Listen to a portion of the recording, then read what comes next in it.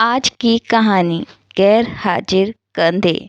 विश्वास साहब अपने आप को भाग्यशाली मानते थे। कारण यह था कि उनके दोनों पुत्र आईटीआई करने के बाद लगभग 1 करोड़ रुपए का वेतन अमेरिका में प्राप्त कर रहे थे।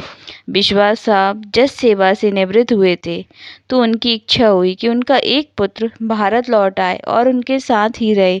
परंतु अमेरिका जाने के बाद कोई पुत्र भारत आने को तैयार नहीं हुआ।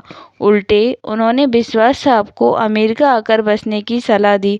विश्वास साहब अपनी पत्नी भावना के साथ अमेरिका गए, परंतु उनका मन वहां पर बिल्कुल नहीं लगा और वे भारत लौट आए। दुर्भाग्य से विश्वास साहब की पत्नी को लकवा हो गया और पत्नी पूर्णतः पति की सेवा पर निर्भर हो गई। प्रातः नित्य कर्म से लेकर खिलाने पिलाने दवाई देने आदि का संपूर्ण कार्य विश्वास साहब के भरोसे पर था। पत्नी की जुबान भी लकवे के कारण चली गई थी। विश्वास साहब पूर्ण निष्ठा और स्नेह से पति धर्म का निर्वहन कर रहे थे। एक रात्र विश्वास साहब ने दवाई वगैरह देकर भावना को सुलाया और स्वयं भी पास लगे हुए पलंग पर सोने चले गए। रात्रि के लगभग 2 बजे हार्ट अटैक से विश्वास साहब की मौत हो गई।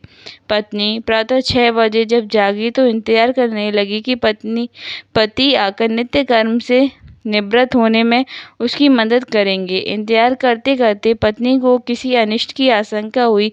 चूंकि पत्नी स्वयं चलने में असमर्थ थी, उसने अपने आप को पलंग से नीचे गिराया और फिर घसीटते हुए अपने पति के पलंग के पास पहुंची।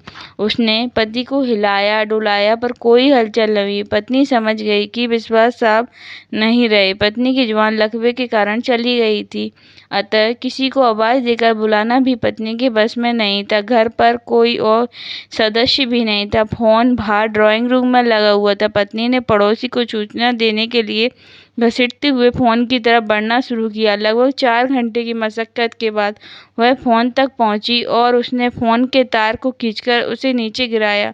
पड़ोसी के नंबर जैसे तैसे लगाए। पड़ोसी भला इंसान था।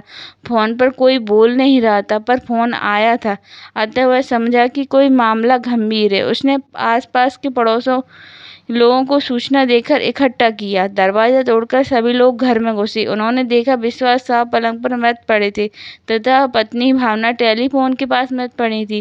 पहले विश्वास और फिर भावना की मौत हुई। जनाजा दोनों का साथ निकला।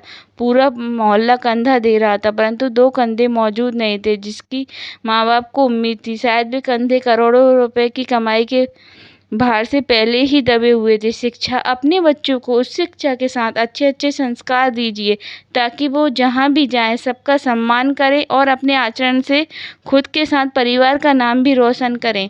सदैव प्रसन्न रहिए, जो प्राप्त है पर्याप्त है। हमारे चैनल को लाइक एंड सब्सक्राइब कीजिए।